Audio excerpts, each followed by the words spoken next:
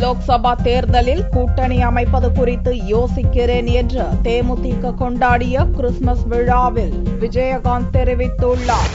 தேமுதிக சார்பில் திங்களன்று கட்சியின் தலைமை அலுவலகத்தில் கிறிஸ்துமஸ் விழா கொண்டாடப்பட்டது. விழாவில் கலந்து கொண்ட கிறிஸ்தவர்களுக்கும் ஏழை எளிய பொதுமக்களுக்கும் தேமுதிக தலைவர் விஜயகாந்த் பிரியாணி வழங்கியதோடு கிறிஸ்துமஸ் கேக் வெட்டி விழாவை கொண்டாடினார். இவ்விழாவில் சிறப்பு விருந்தினராக கலந்து கொண்டு பேசிய விஜயகாந்த், தெய்வத்தையும் மக்களையும் நம்பித்தான் தேர்தலை சந்திப்பதாகவும், தமிழகத்தில் தற்போது 10 மணி நேரம் வரை மின்வெட்டு ஏற்பட்டுள்ளது. குளிர்காலத்திலேயே இப்படி என்றால் கோடை காலத்தில் என்ன நிகழப்போகிறது என்ற வேடிக்கை பொறுத்திருந்து பாருங்கள் என்றார். லோக்சபா தேர்தல் கூட்டணி குறித்து யோசிப்பதாகவும் கூறினார்.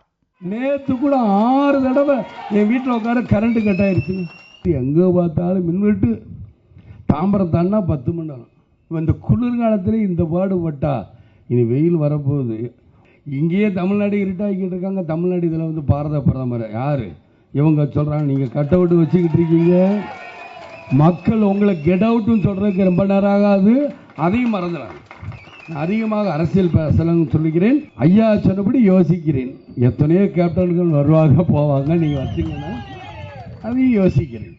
ஆளும் கட்சி எதிர்க்கட்சி என்று பார்க்காமல் நடுநிலையுடன் போலீசார் செயல்பட வேண்டுமே தவிர ஜால்ரா அடிக்கக்கூடாது என்றும் விஜயகாந்த் தெரிவித்தார்.